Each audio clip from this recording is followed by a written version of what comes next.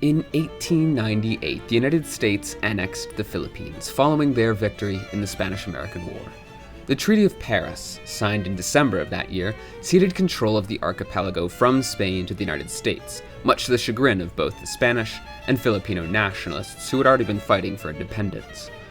For the US, the Philippines represented a strategic foothold in Asia, both a gateway to the lucrative markets of China and Japan, and a key naval outpost.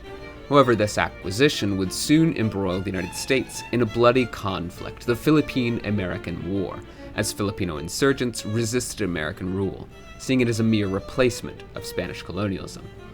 But despite this brutal start, the Philippines became a vital component of American defense strategy in the Pacific during World War II, when the islands ended up as a battleground between the United States and Imperial Japan. After Japan's invasion and occupation of the Philippines in 1941, General Douglas MacArthur's famous return in 1944 symbolized not just the liberation of the islands, but the turning of the tide of the war in the Pacific. The Philippines' strategic location made it indispensable to the Allies, especially in the lead-up to major campaigns against Japan like the battles of Iwo Jima or Okinawa. MacArthur was prepared to use the Philippines and American-occupied islands to its north and east as a staging ground for a land invasion of Japan to end the war. But the long-anticipated invasion, dubbed Operation Downfall, never came, as on August 6, 1945, the United States dropped atomic bombs on Hiroshima and Nagasaki, ending the war in the Pacific. As the USA expanded its global reach after the war, the question of what to do with its far-flung territories was granted the spotlight. Alaska, Hawaii, and the Philippines became topics of discussion in the US Congress. Alaska, purchased from Russia in 1867, was initially viewed as an isolated and largely uninhabitable landmass. However, the discovery of gold in the late 19th century and the importance of Alaska as a military outpost during World War II and the Cold War made its statehood more appealing. The statehood movement in Alaska culminated in 1959, when it joined the Union as the 49th state. As for Hawaii, the island chain's mixed population of native Hawaiians, Americans, and immigrants from Asia fueled debates over its readiness for statehood. Eventually, though, in 1959, Hawaii became the 50th state of the Union after a long period of campaigning. The Philippines, however, posed a different challenge altogether. Nationalist movements had emerged as early as the 19th century, and by the early 20th century, figures like Emilio Aguinaldo and others were advocating for complete independence of the massive territory. While Hawaii and Alaska's journeys towards statehood faced some logistical and political hurdles, the majority population of both states were mostly in favor of becoming a state, unlike in the Philippines. By World War II's end, the Philippines' population was already rapidly expanding, and incorporating millions of Filipinos into the Union, if it were to become a state, would have dramatically shifted the political landscape of the United States. With a predominantly Catholic population and deep-rooted local traditions, including beliefs in spirits and witches and a plethora of local folk religions not unlike in China or Vietnam, the Philippines had a cultural identity that diverged sharply from the largely Protestant, culturally secular United States. While Hawaii and Alaska had relatively small culturally distinct populations like the Hawaiians, Russian Americans, or Inuits that could be absorbed into the US framework, the Philippines' population simply was too distinct. With over 7,000 islands and 182 ethno-linguistic groups, the challenge of Americanizing the Philippines would simply be too large a task to undertake. The Philippines, as we know it, is home to the Lumad and Igorot peoples, who maintain traditional pre-colonial practices, and the Moro people of Mindanao, who follow Islamic traditions introduced in the 13th century. The rest of the population, often referred to as lowland Christianized groups, share a heritage influenced heavily by 300 years of Spanish rule, which introduced Catholicism, Spanish architecture, and governance structures. In contrast, the United States mainland, though certainly diverse, sees much of its cultural variation across racial and immigrant communities. These groups often form part of the larger societal framework, with English as the lingua franca. The Philippines, on the other hand, is linguistically diverse, with over 135 native languages spoken alongside Tagalog, Spanish, Chinese, and English. Additionally, the sheer size of the Filipino population, along with these cultural and linguistic differences, would have caused a dramatic demographic shift within the United States. Not only would bringing the Philippines into the Union as a state increase the population of the United States by about 11%, and the predominantly Catholic and rural nature of the Philippines would have contrasted sharply with, again, the Protestant and industrialized U.S. demographic of the early 20th century, about a quarter of the population of the country, and by extension, about a quarter of the House of Representatives, would be dealing with completely different issues than the rest of the mainland United States. That much is simply a recipe for disaster, not to mention the fact that a large subsect of the Filipino population would be unhappy with American rule and would be seeking independence, meaning the United States would have to deal with a legitimate insurgency group within its own territory for the first time in about half a century. In the end, as we know, the Philippines gained its independence relatively peacefully, and since then the relationship between the United States and the Philippines has remained fairly positive, with the archipelago acting as a pillar of U.S. influence in the Pacific and South China Sea. But it was truly clear from the start that the idea of the Philippines becoming a state in the Union was simply out of the question. But what if all that somehow changed? What if, in an alternate timeline, the Philippines became a U.S. state? Before beginning today's alternate history scenario, be sure to leave a comment and subscribe. If you want to help contribute to these scenarios or just have ideas you'd like to have made into videos, consider becoming a channel member or supporting us on Patreon. Thanks, and enjoy the video. So let's suppose, in an alternate 1940, the United States expands not just its military reach across the Pacific with General Douglas MacArthur's militarization of the Philippines, but also its borders.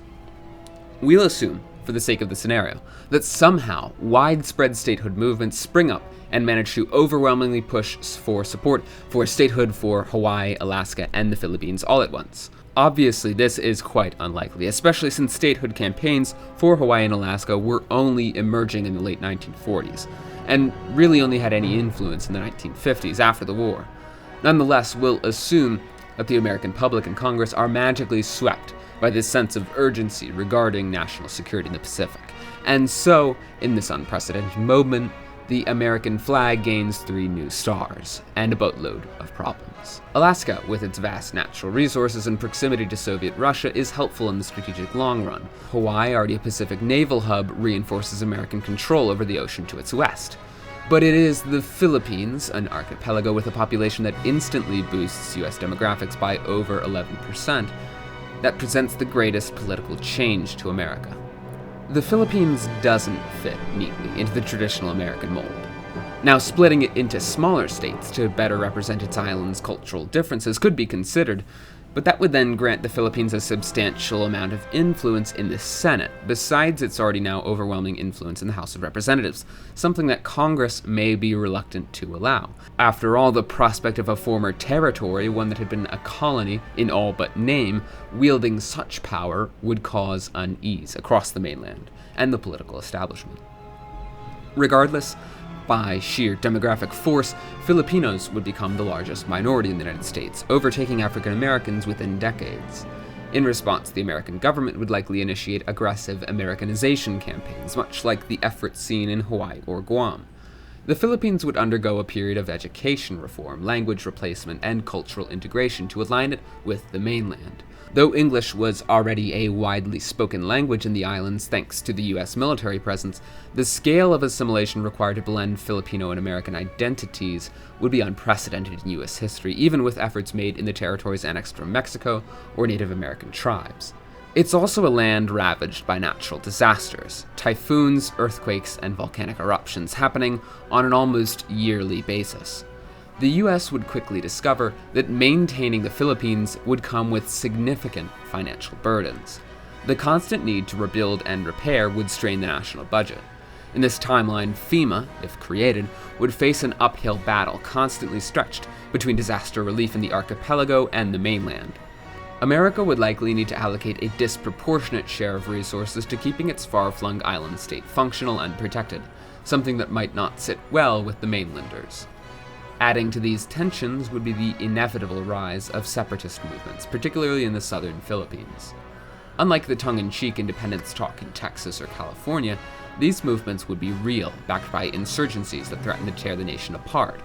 Although on the other hand, and quite ironically I might add, these insurgencies would also provide America with an effective training ground for its military, a place to hone counterinsurgency tactics, and a valuable manpower pool as Filipino soldiers sign up in droves to fight for the US Armed Forces and gain the financial benefits of said service. Those Americans who might consider our US relationship with the Philippines to have been one of more oppressive colonial character might even point out that this situation is not unlike that of the British Gurkhas fighting in the British Army recruited from India, Britain's faraway, disproportionately populated colony. In fact, it's not the only unfortunate comparison we can draw between the Philippines and British India. The American Philippines would act, like India, as a massive internal market for mainland goods. Firms like Ford, General Electric, and Coca-Cola would now gain direct access to an Asian labor force and marketplace without ever leaving US soil.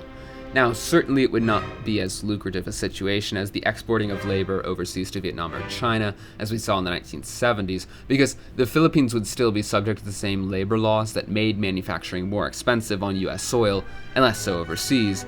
But seeing as we're still in the 40s and manufacturing is still a keystone of the United States, it's likely that US factories would be built in the Philippines, not just serving American consumers, but positioning themselves as gateways to the rest of Asia, perhaps opening markets to China or Japan far earlier than in our own timeline. Filipino labor would become the backbone of industries from healthcare to education, filling in gaps in American infrastructure while fueling the economy.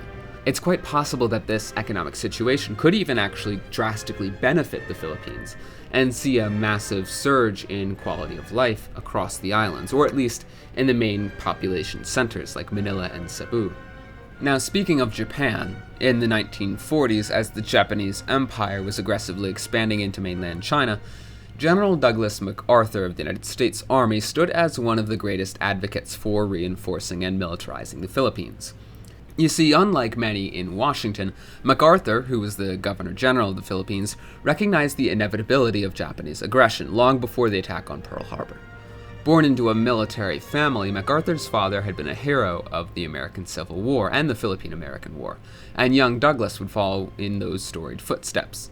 After a distinguished career that saw him serve in World War I as Chief of Staff of the U.S. Army, MacArthur had taken command of U.S. forces in the Philippines. He knew the region, its people, and its vulnerabilities intimately.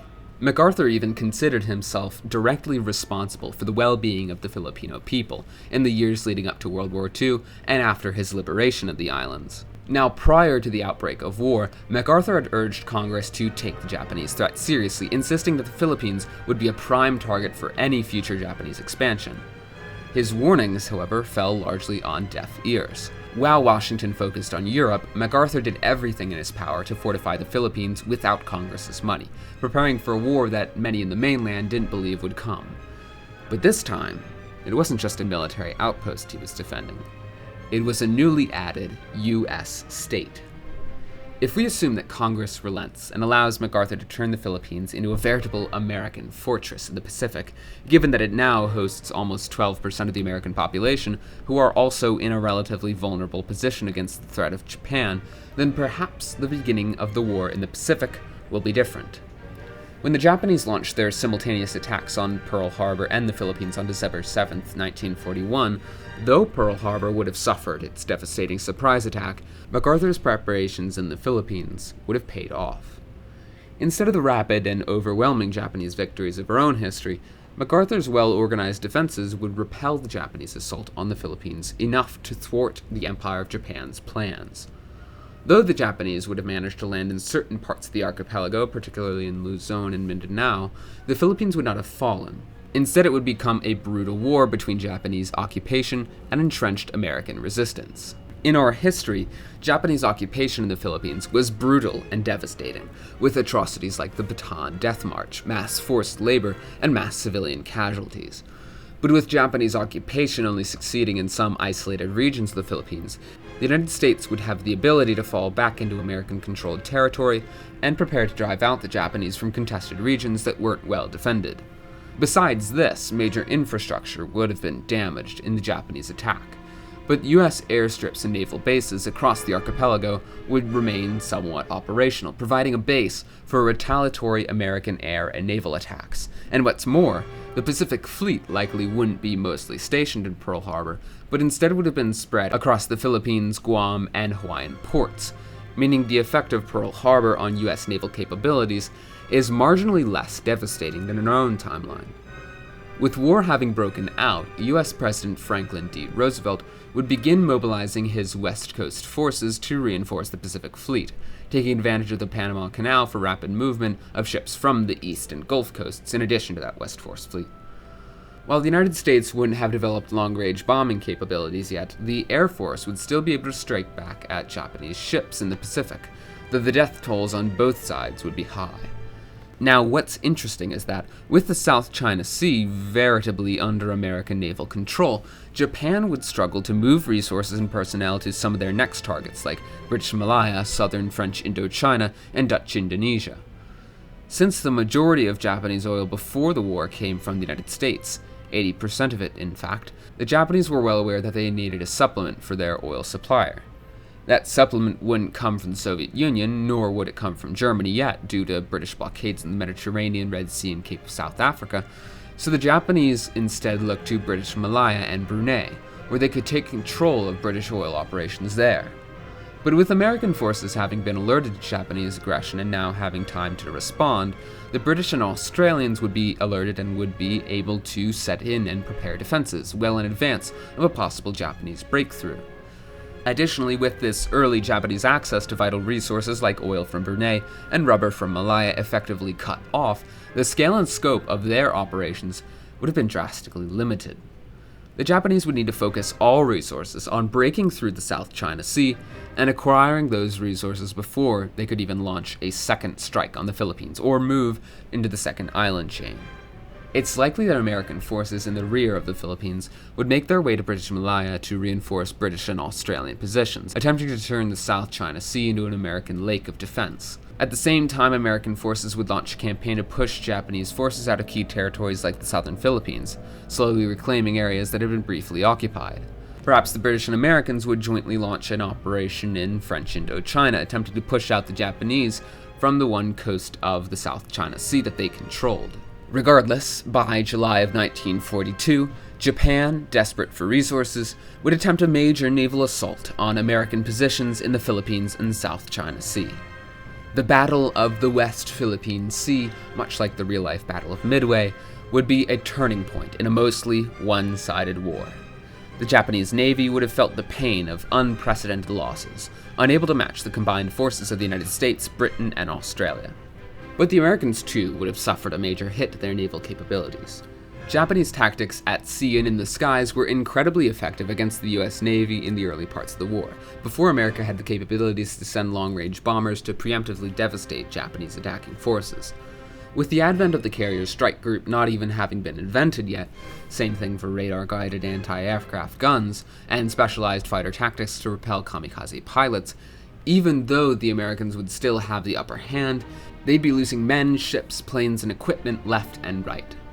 It's quite possible a good amount of the technological development from the Pacific War that we saw in our own timeline would still be happening, but with the accelerated pace of the war thus far, it's really impossible to tell what kind of developments would have been made and what technology would be available to the Americans as they prepare to go on the offensive against Japan. We have to remember that the 6 years of World War II were host to some of the greatest and fastest leaps in technological advancement in human history. With these givens, it's very likely that perhaps the US strategy for ending this war would factor in very high casualty rates, as with no A-bomb and no long-range bombers, Operation Downfall, the near impossible land invasion of Japan, would be the United States' only hope. By early 1943, the United States would now leverage a more intact Pacific Fleet and a stronger foothold across the southern Pacific to enact the two-part Operation Downfall, split into Operation Olympic and Operation Coronet. Operation Olympic was intended to capture Kyushu, the southernmost island of Japan, transforming it into a staging ground for an eventual push to Tokyo.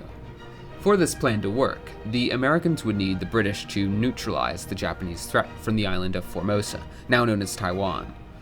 With the British distraction, American invasion forces would then approach Kyushu. However, the Japanese also had plans of their own. This is because there really were only two places to land a land invasion in Japan, Kyushu and the plains south of Tokyo, so the Allied invasion would be entirely predictable and allow Japan months to prepare. Operation Katsugo was the Japanese defense plan, one that called for an all-out mobilization of Japanese forces and civilians to resist the invasion. The Japanese distributed propaganda to their citizens, essentially stating that it would be better to die a glorious death in defense of Japan than be captured by the enemy. The situation on the ground as Operation Olympic began would be dire. Civilian militias fanatically devoted to the emperor would wreak havoc on the invading force, while kamikaze planes were prepared in the thousands to attack the invading fleet. The naval battles off the coast would be beyond intense, with Japan throwing its remaining naval assets, including suicide submarines and small motorboats, into the fray. It's likely the US ground forces would use similar tactic to that of the forces who retook the Philippines in our own history, executing guerrilla campaigns to take Kyushu. They would push through, despite heavy casualties, using flamethrowers and explosives to root out the defenders. The battle would take weeks, perhaps up to a month, with American and Allied forces eventually securing the southern half of the island after enduring intense resistance. Next came Operation Korone, the invasion of the Kanto Plain, and the ultimate push towards Tokyo. By early 1944, with air bases on Kyushu secured, American forces would need to launch the largest amphibious invasion in human history. This assault targeted the southern beaches of Honshu near Tokyo, aiming to encircle the Japanese capital. Now, the US Navy also suggested, in addition to this operation, as the landing fleet would surely come under the devastating attack of kamikaze pilots, that perhaps the Navy should send a dummy fleet a week before the invasion in order to lure out the kamikaze. But instead of landing craft and aircraft carriers, the force would be composed of destroyers lined with anti-aircraft guns, while fighters would take to the skies with makeshift radar planes to guide them. Regardless, the landing forces would be massive, with over 1 million US troops supported by British Commonwealth forces storming the shores. Japanese forces were heavily entrenched, and resistance was fierce. The remnants of the Japanese Air Force conducted suicide missions, while the last of the Imperial Navy's ships defended Tokyo Bay to the bitter end. The battle for Tokyo itself would be one of the most destructive in history, with house-to-house combat, the potential use of chemical warfare, and innumerable casualties. Civilians would be conscripted into defending the capital, as American ships would pummel Yokohama with naval artillery fire. By mid-1945, with Tokyo encircled and the Japanese military largely in ruins, the emperor would be forced to finally capitulate, though at an unimaginable human cost. The United States would have lost hundreds of thousands of soldiers in the invasion, and Japan millions of civilian and military casualties. The aftermath of such a devastating war is impossible to imagine. Would the United States punish Japan for the sheer destruction imposed upon them? Or would the USA still see it necessary to rebuild the islands and forge for Japan a US proxy and market in the East? Could Japan even receive the same treatment as the Philippines in Americanization and annexation? Would the United States take a more proactive role in its Pacific territories, Micronesia, American Samoa, Palau, or Guam? Would the nuclear bomb be developed? Well, one thing would be clear. The United States would be fundamentally a different nation in the aftermath of this war. An ocean-spanning empire from the east to the west, now with one foot firmly planted on the continent of Asia. But let me know what you think. If you enjoyed this video or have any critiques or notes, be sure to leave a comment for the algorithm, and subscribe if you want to hear more content like this. You can support us on Patreon by following the link in the description, or by becoming a channel member with the join button below. Thanks for your time. This has been the US of Z, signing out.